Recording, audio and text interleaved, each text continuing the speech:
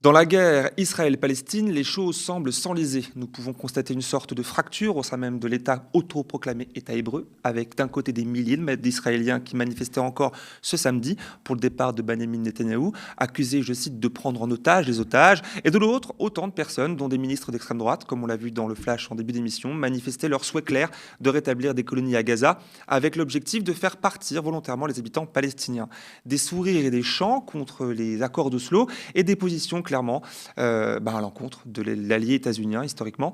Tout ceci peut expliquer pourquoi le gouvernement Netanyahou est de plus en plus allié avec les forces d'extrême droite européennes, pourtant historiquement antisémites. Rosa Massaoui, bonjour. Bonjour. Merci d'être avec nous aujourd'hui. Merci à vous.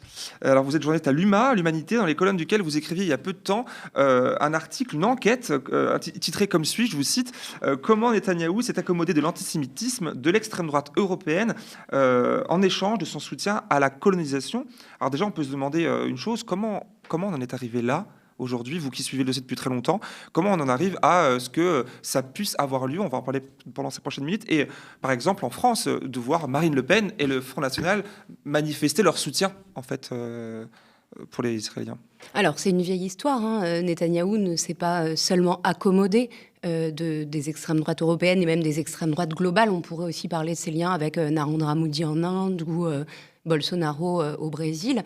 Il a véritablement offert son absolution à des formations d'extrême droite aux racines historiques antisémites en contrepartie de leur soutien inconditionnel à la politique d'occupation, de colonisation des territoires palestiniens, en contrepartie de leur appui dans des enceintes internationales, onusiennes, dans les enceintes européennes. C'est vraiment ce type de marché que Netanyahou a conclu sur le plan diplomatique avec des formations d'extrême droite, en particulier celles qui sont arrivées au pouvoir, comme en Hongrie. C'est parmi ces alliances que Netanyahou a nouées, une des plus solides est celle qui le lie à Viktor Orban en Hongrie. C'est vrai, on a pu le constater. Alors là, en vous lisant, est-ce qu'on peut résumer grossièrement, parce que là vous dites que en contrepartie, sans aucun frein finalement dans leur politique de colonisation des terres des Palestiniens et Palestiniens, donc d'une population arabe et musulmane en majorité, est-ce qu'on peut grossièrement résumer la chose en disant que c'est la haine des musulmans et plus largement de l'islam qui fédère aujourd'hui le projet d'Israël et les courants d'extrême droite européens? Est-ce qui les fédère aujourd'hui? Alors, la haine des musulmans a nourri ces premières convergences. Elle a ensuite cimenté des alliances très solides. On pourrait prendre l'exemple de Geert Wilders. Oui. Lui, il s'affichait au moment de son élection avec le drapeau israélien derrière lui au soir de sa victoire. Cet homme a fait campagne sur le thème de désislamiser l'Europe et il juge qu'Israël est la première ligne de défense de l'Occident face au péril, disons, que représenterait l'islam. On pourrait citer la même chose et développer ça sur d'autres alliances, mais s'agissant d'Orban, par exemple, c'est un exemple très significatif. En 2017, lorsque Netanyahou rend visite à Viktor Orban, celui-ci est engagé... visite depuis très longtemps d'ailleurs d'un responsable israélien. Exactement. Oui. À ce moment-là... Netanyahou est en face d'un Viktor Orban qui est engagé dans une campagne extrêmement violente contre George Soros, dans laquelle il mobilise tous les tropes antisémites possibles sur les juifs cosmopolites qui seraient riches et qui défendraient un agenda caché.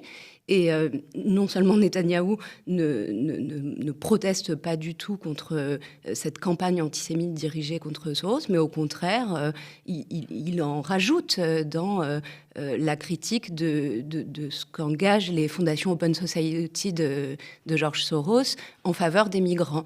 Et ça se conclut par un marché, carrément, où Netanyahou offre son savoir-faire sécuritaire, son savoir-faire en matière de barbelés à la Hongrie de Viktor Orban, puisque les barrières anti-migrants que la Hongrie met en place sont inspirées des barrières à la frontière égyptienne, du mur de séparation à Gaza, et sont équipées de systèmes de surveillance israéliens que Netanyahou offre à Viktor Orban. C'est un exemple en fait de leur. C'était l'objet de ma prochaine question sur le comment ça prend forme cette officialité là, parce qu'officiellement le projet commun c'est lutter contre le terrorisme, même s'ils amalgament un peu tout. D'ailleurs, j'invite les téléspectateurs et peut-être vous aussi à aller voir l'entretien qu'on a réalisé avec Alain Grèche ici même aux médias sur cette question des terrorismes finalement, comme on pourrait parler des extrêmes droites. Enfin, c'est très pluriel tout ça, bien évidemment. Comment dans le concret, au-delà de ces échanges de technologie, ça prend forme ces liens entre les extrêmes droites européennes et le gouvernement israélien?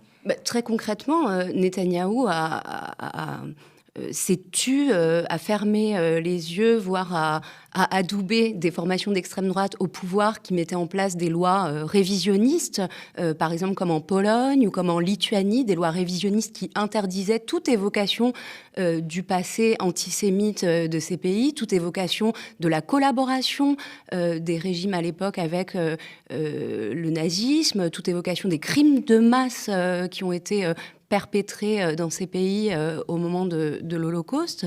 Donc ça, c'est du côté de Netanyahou. Et en contrepartie, ces pays appuyaient véritablement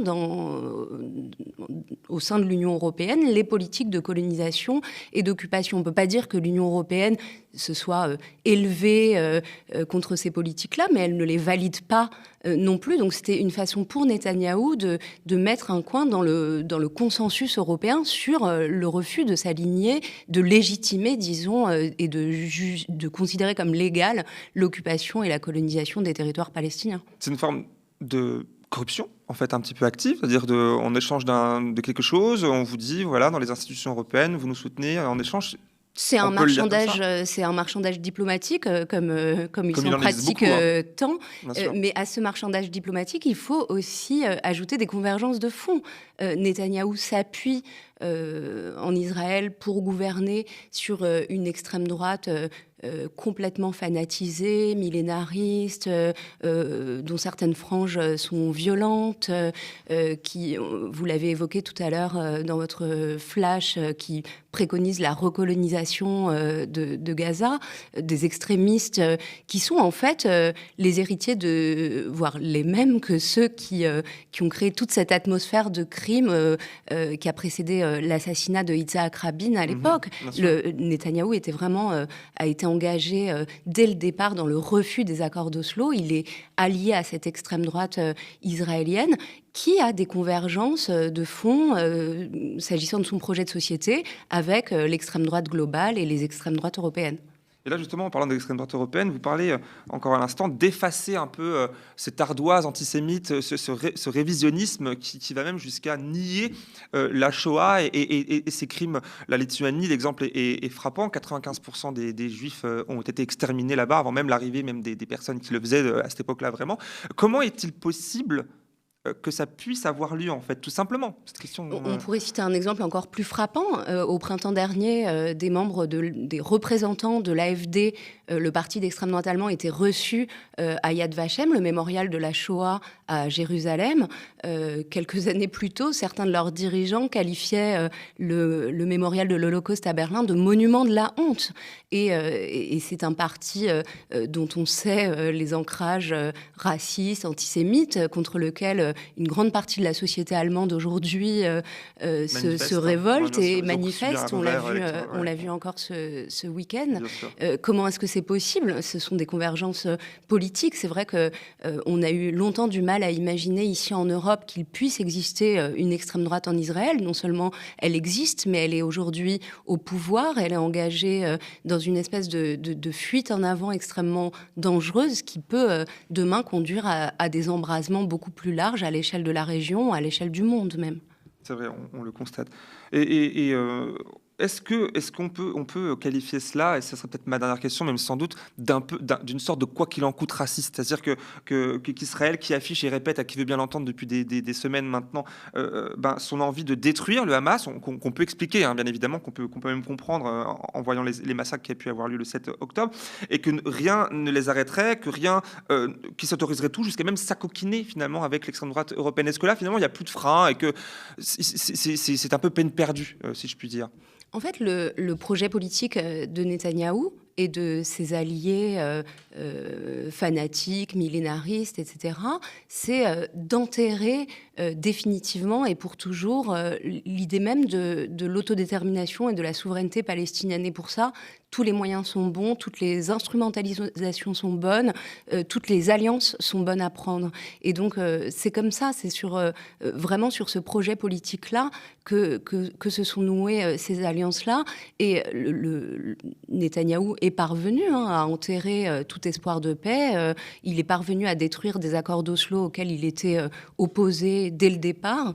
Et il continue sur ces options de refus de la paix, de refus de la solution à deux États.